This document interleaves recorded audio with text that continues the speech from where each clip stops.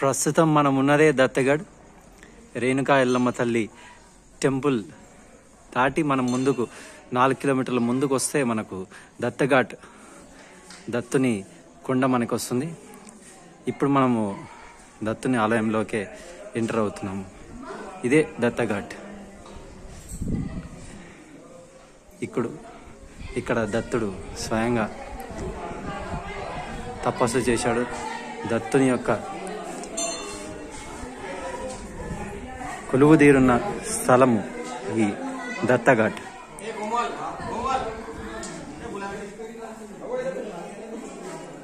మాహోర్ ప్రాంతంలోనే ఇది కూడా ఉంటుంది.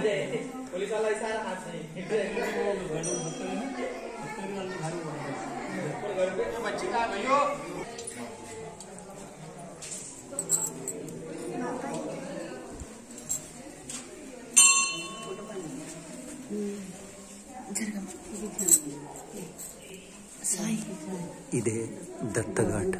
దత్తుడు స్వయంగా కొలువు తీరి తపస్సు చేసిన ప్రాంతం మాహోర్ ప్రాంతం, మహారాష్ట్ర.